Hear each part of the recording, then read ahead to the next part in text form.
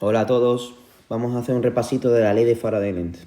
La ley de Faraday-Lenz, que tenemos aquí su fórmula, dice que en una espira a la que se le expone un campo externo, por ejemplo un imán, la espira con S, va a producir una corriente eléctrica cuyo sentido va a producir un campo magnético de tal manera que se va a oponer a la variación del flujo magnético. Y recordemos que el flujo magnético no era más que el número de líneas de campo que entran, que inciden dentro de una superficie cerrada. ¿De acuerdo? B por S. Por eso es esta la fórmula, que mejor dicho viene de aquí, de la derivada. Perdón, de la integral B por derivada de S. ¿Vale? Bien. Entonces, vamos a entender qué quiere decir esto. Tenemos aquí un imán, ¿vale? Que va hacia abajo. ¿Veis que va hacia abajo? Y aquí tenemos una espira conductora. Espira. Ahora mismo, si no se moviera el imán, en la espira no pasa nada. Pero es que resulta que sí se mueve. Entonces, ¿qué está sucediendo? Fijaos, está entrando por la espira desde el polo norte.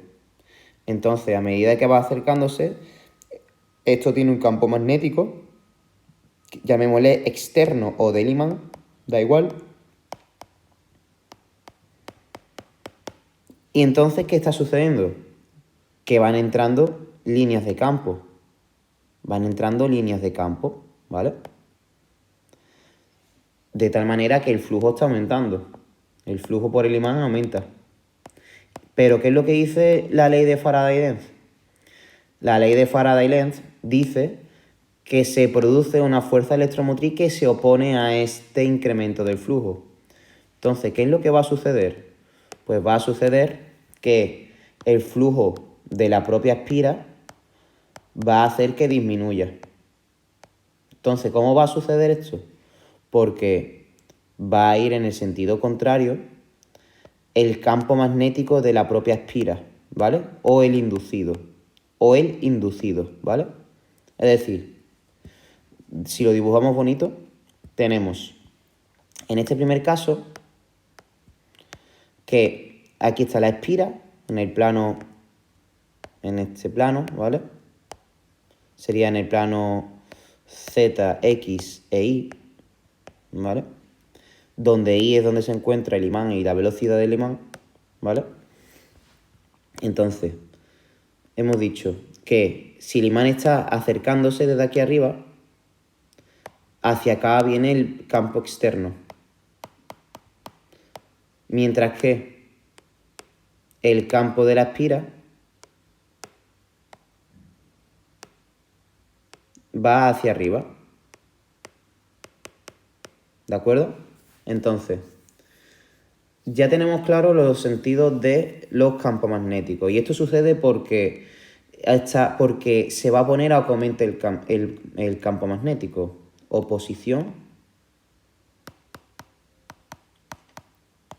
al aumento del flujo magnético, ¿vale? Entonces, si nos fijamos en la regla de la mano derecha, si el pulgar es el campo de la espira,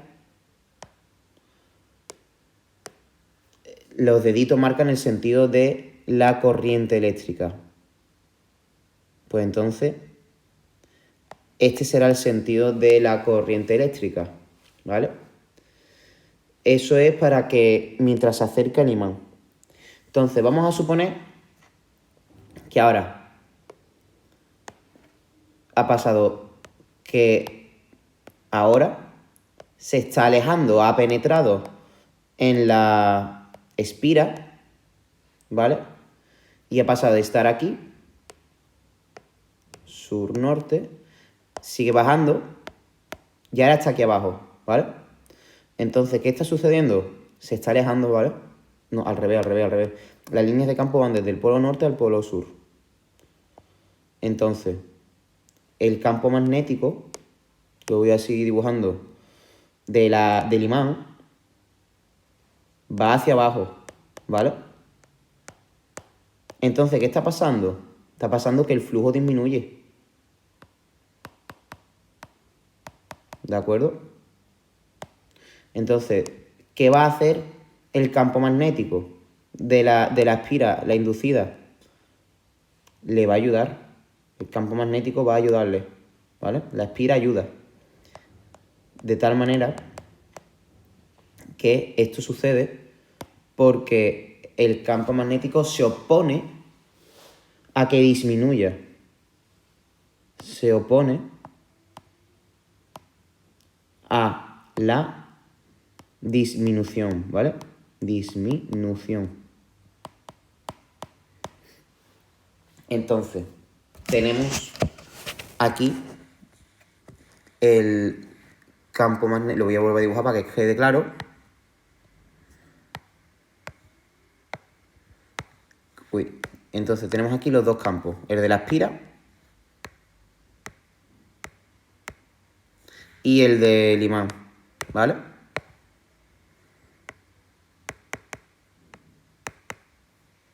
Entonces, según la regla de la mano derecha,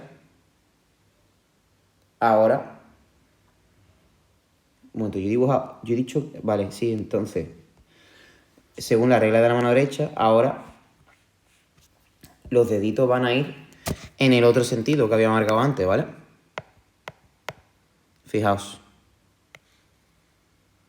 Ahora el sentido es horario. ¿Lo veis?